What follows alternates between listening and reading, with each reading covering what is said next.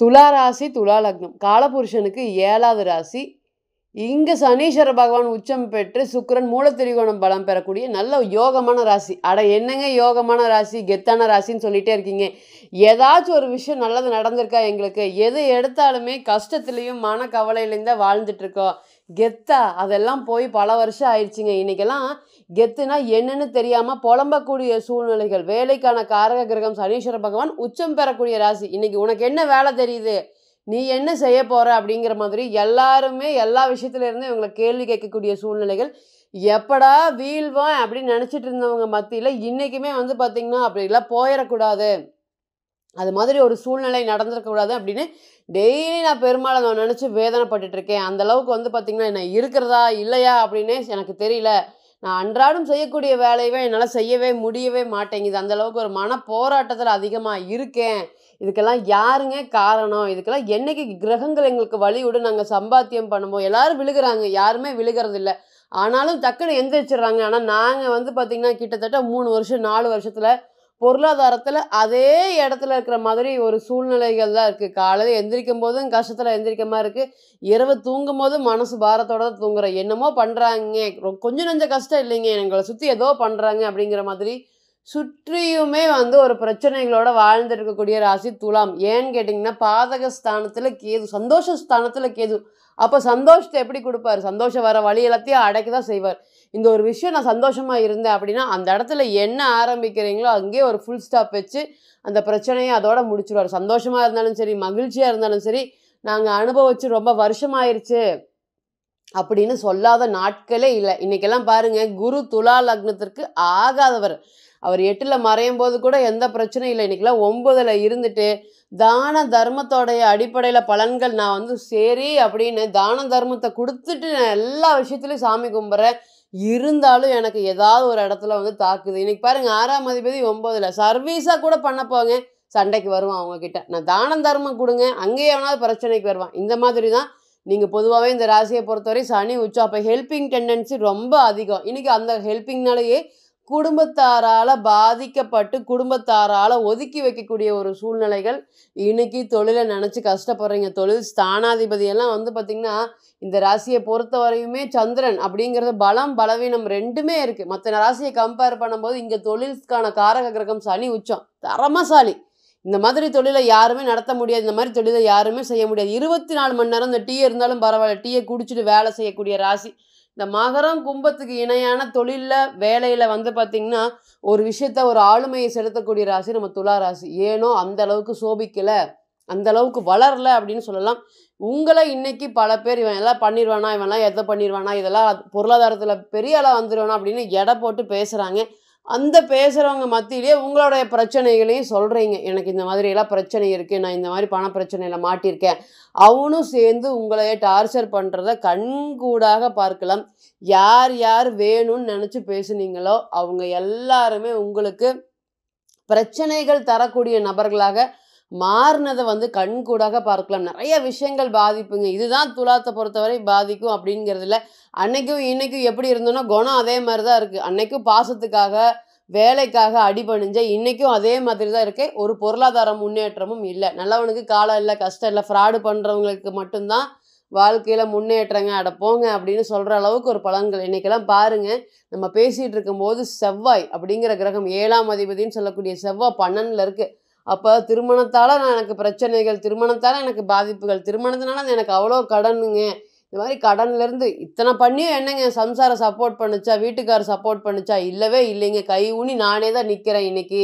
இதுக்கெல்லாம் கல்யாணம் பண்ணாமே இருந்திருக்கலாமோ, அந்தளவுக்கு ஒரு சூழ்நிலைகள் எல்லாமே கொடுத்துட்ருக்கு. இந்த காலத்தில் வந்து பார்த்திங்கன்னா செப்டம்பர் மாத பலன்கள் எப்படி இருக்க போகுது, என்ன மாதிரியான கிரக சேர்க்கைகளை நீங்கள் வந்து ஃபேஸ் பண்ண போகிறீங்க? இந்த துலா ராசி மற்றும் துலா லக்னத்திற்கு இந்த மாதம் பிறக்கும் போதே சந்திரன் 2ஆம் இடத்துல, அதே போல் சுகஸ்தானம்னு சொல்லக்கூடிய சனீஸ்வர பகவான் ராசிக்கு 6ல், அதே போல் ராசிக்கு 5ல் ராகு, ராசிக்கு 9ஆம் இடமான பாக்கியஸ்தானத்தில் குரு, 10ல் சுக்கிரன், 11ல் சூரியன் மற்றும் புதன். 15ஆம் தேதிக்கு மேலே சுக்கிரனும் வந்து தன்னுடைய 11ஆம் வீட்டுக்கு, அதாவது உங்கள் ராசிநாதன்னு சொல்லக்கூடிய சுக்கிரன் 11ஆம் வீட்டுக்கு இடத்தை பெயர்ச்சி அடைய போகிறாரு. இந்த பலன்கள் எப்படி இருக்கும்? நிறைய விஷயங்கள் வந்து பார்த்திங்கன்னா மாறப்போகுது. துலாத்தை பொறுத்தவரையும் ஒரு பிரச்சனைனா தட்டி கேட்பீங்க. இன்னைக்கு உங்களை தட்டி கேட்கறதுக்கு யாருமே இல்ல. உங்களுக்கு ஒரு அட்வைஸ் பண்றதுக்கும் யாரும் இல்ல. ஒரு புத்திமதி சொல்றதுக்கும் யாரும் இல்ல. ஒரு வழி காமிக்கிறதுக்கு, அதாவது இந்த மாரி இந்த வழியில போ நீங்க ஜெயிக்கலாம் அப்படிங்கிறத காமிக்காம விட்டுட்டு, இந்த வலியும் வேதனைகள தான் தொடர்ந்து குடுத்துட்டே இருக்காங்க. பொருளாதாரம் சார்ந்த பிரச்சனைகள் துலாத்த பொறுத்தவரை ரொம்பவே அதிகமா இருக்கு. வீட்டுக்காருக்கு எதுக்குடா இருக்கிறோம் அப்படின்னு தெரியாத மாதிரி திருமண வாழ்க்கையில பிரச்சனைகள சந்திக்கக்கூடிய ராசி, சந்திச்சுட்டு இருக்கக்கூடிய ராசி. அது சந்திச்சுட்டு சாதனை படைக்கக்கூடிய ராசி. அது என்னங்க சாதனை அப்படின்னா, இது 7ஆம் ராசியாக காலபுருஷனுக்கு 7ஆம் வீடு. அப்ப திருமண வாழ்க்கைய தொடர்ந்து தக்க வச்சுக்கிறதுக்கு போராடக்கூடிய ராசி எது? 12 ராசியில வந்து ஒரு திருமண வாழ்க்கை அப்ப எவ்வளோ பிரச்சனை இருக்கட்டுங்க வீட்டுல. விடிய விடிய சண்டை நடந்தாலும், இந்த துலாத்த பொறுத்தவரை காலையில வந்து வெளிய யாராவது கேட்டா, அந்த மாதிரிலாம் எதுவும் இல்லைங்களே! எங்களுக்கு எதுவும் சண்டை வரலைங்களே! சும்மா பேசிட்டு இருந்தோம் அப்படிங்கிற மாதிரி டக்குன்னு சொல்லிட்டு வெளிய போயிருவாங்க. அதுதான் துலாத்த பொறுத்தவரையும் ரொம்பவே விசேஷமான பலன்கள். மத்த ராசிய கம்பேர் பண்ணும்போது, இந்த திருமண வாழ்க்கைய காப்பாத்துறது, வேலையில பைசாவே வரலினாலும் வேலை வேலைன்னு ஓடிட்டு இருக்கிறது, இந்த டீய குடிச்சுட்டு 24 மணி நேரம் வேலை செய்றது, இது எல்லாத்துமே வந்து துலாத்தோட குணங்கள் தான். நீங்க 10 வருஷம் ஆனாலும் ப்ரமோஷன் போட மாட்டாங்க. ஏன்னா 10 வருஷத்துக்கு முன்னாடி எப்படி வேலை செஞ்சாங்களோ, இன்னைக்கும் அதே மாதிரி. மத்தவங்க லீவ் எடுக்குறாங்க, லீவ் எடுக்கல, இதெல்லாம் துலா யோசிக்கவே யோசிக்காதுங்க. தான் என்ன செய்றோம்? தனக்கு என்ன? அப்படிங்கிறத யோசிச்சுட்டு போயிட்டே இருக்கும். அதனால நீண்ட நாளாக ரொம்ப திருமண வாழ்க்கையில பிரச்சனைகள் சந்திச்சுட்டு இருக்கக்கூடிய நபர்களாகிய நீங்கள், இனி திருமணம் சம்மந்தப்பட்ட விஷயத்துல இருக்கக்கூடிய பிரச்சனைகள் எல்லாமே படிப்படியாக விலகப் போது. செவ்வாயோடைய கோச்சாரம் ஒரு நல்ல ஒரு யோகமான காலத்துக்கு நோக்கி கொண்டுட்டு போயிட்டு இருக்கு துலா ராசியை பொறுத்தவரையும். அதனால திருமண பிரச்சனைகள்லாம் விலகும்.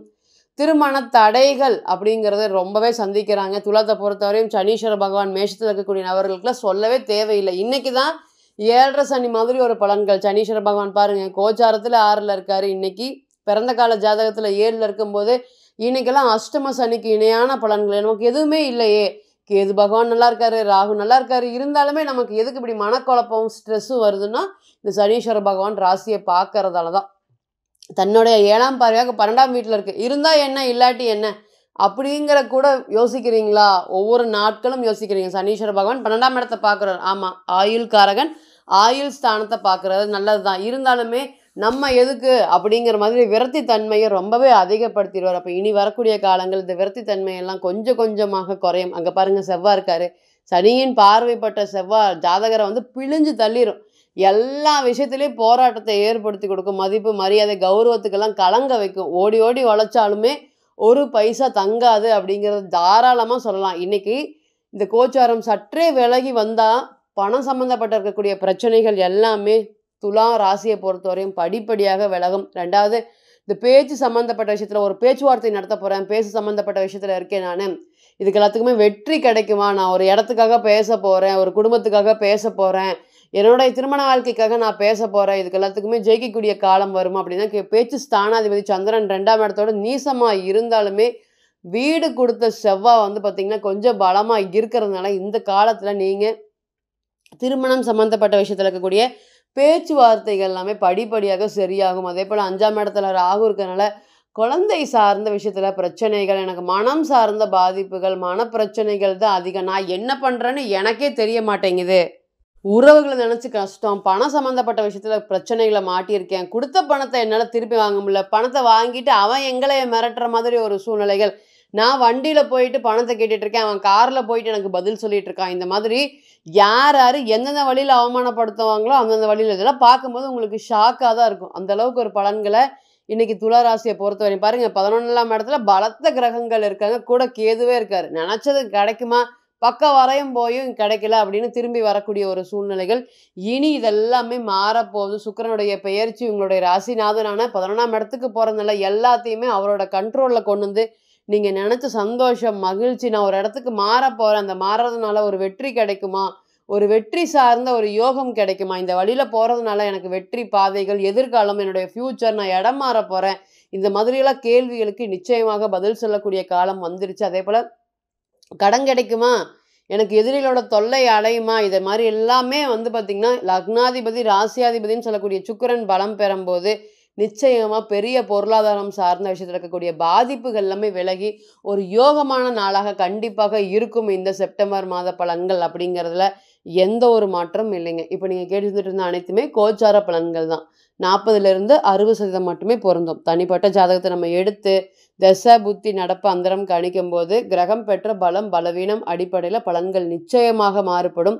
ஸோ தனிப்பட்ட ஜாதகத்தை நீங்க ஆலோசனை பண்ண விருப்பப்பட்டா, கீழ இருக்கக்கூடிய இந்த நம்பருக்கு கான்டாக்ட் பண்ணுங்க. நான் வணங்கக்கூடிய நரசிம்மர் உங்க எல்லோருக்குமே நல்ல வளமான வாழ்க்கையை ஏற்படுத்த நான் நிச்சயமா பிரார்த்தனை பண்ணிக்கிறேன். மீண்டும் ஒரு பதிவில் உங்களெல்லாம் சந்திக்கும் வரை உங்களிடமிருந்து விடை பெறுவது உங்கள் அஸ்ட்ரோ புவனேஸ்வரி. நன்றி, வணக்கம்.